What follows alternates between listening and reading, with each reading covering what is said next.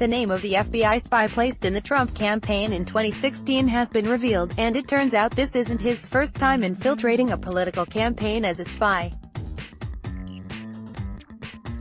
73-year-old University of Cambridge professor Stefan Halper, who was planted in the Trump campaign to report to the FBI, did the same thing for Reagan's 1980 campaign, according to multiple reports.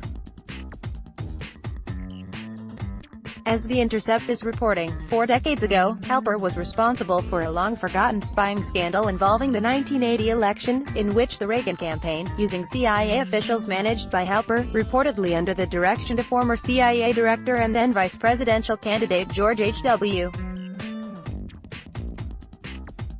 Bush, got caught running a spying operation from inside the Carter administration. The plot involved CIA operatives passing classified information about Carter's foreign policy to Reagan campaign officials in order to ensure the Reagan campaign knew of any foreign policy decisions that Carter was considering. On May 10, The Wall Street Journal's Kimberly Strassel reported that the FBI source, House Intelligence Committee Chairman Devin Nunes, our caliph, was seeking to learn more about was actually a spy the FBI had planted in the Trump campaign.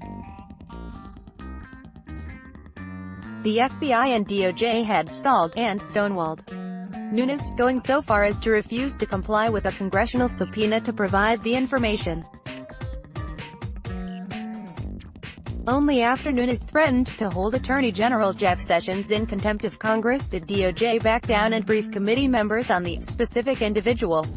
Strassel ended her explosive article by saying, "I believe I know the name of the informant, but my intelligence sources did not provide it to me and refused to confirm it. It would therefore be irresponsible to publish it. But what is clear is that we've barely scratched the surface of the FBI's 2016 behavior, and the country will never get the straight story until President Trump moves to declassify everything possible. It's time to rip off the Band-Aid." This writer, simply projecting the lines, predicted that others would do the same digging she has done, and the name will likely soon be known. And when it is known, it's going to be a bad day for the DOJ and FBI. The past week and a half has been abuzz with speculation. Now, as Fox News is reporting, it is known that the New York Times and Washington Post have known of Halper's identity for weeks, but chose not to reveal his name. Then on Thursday, the Daily Caller named Halper in the opening paragraph of its report. Of course, now that Halper has been revealed as the spy, the FBI and DOJ look more than a little ridiculous for having trotted out the tired old line about how revealing his name would threaten national security, and could result in loss of human lives. Given Halper's past, particularly his running a spying operation inside the Carter administration for George W. Bush during Reagan's successful bid to unseat Carter, it is much more believable that the FBI and DOJ were really just concerned about getting caught with their pants down. As The Intercept reported, to begin with, it's obviously notable that the person the FBI used to monitor the Trump campaign is the same person who worked as a CIA operative running that 1980 presidential election spying campaign. It was not until several years after Reagan's victory over Carter did this scandal emerge. It was leaked by right-wing officials inside the Reagan administration who wanted to undermine officials they regarded as too moderate, including then White House Chief of Staff James Baker, who was a Bush loyalist. The NYT in 1983 said the Reagan campaign spying operation involved a number of retired Central Intelligence Agency officials and was highly secretive. The article, by then NYT reporter Leslie Gelb, added that its sources identified Stefan Halper, a campaign aide involved in providing 24-hour news updates and policy ideas to the traveling Reagan party, as the person in charge. Halper, now 73, had also worked with Donald Rumsfeld, Dick Cheney, and Alexander Haig as part of the Nixon administration.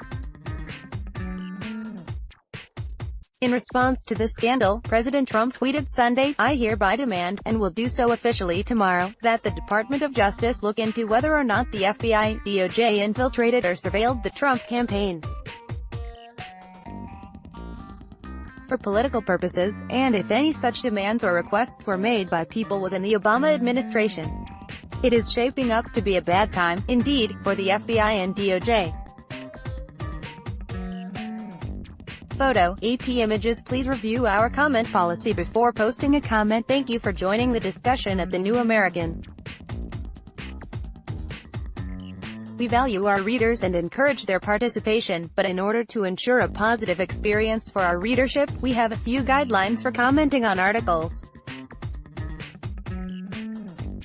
If your post does not follow our policy, it will be deleted. No profanity, racial slurs, direct threats, or threatening language. No product advertisements. Please post comments in English. Please keep your comments on topic with the article. If you wish to comment on another subject, you may search for a relevant article and join or start a discussion there. Comments that we consider abusive, spammy, off-topic, or harassing will be removed. If our filtering system detects that you may have violated our policy, your comment will be placed in a queue for moderation. It will then be either approved or deleted. Once your comment is approved, it will then be viewable on the discussion thread. If you need to report a comment, please flag it and it will be reviewed. Thank you again for being a valued reader of The New American. Copyright 2015 The New American. All rights reserved.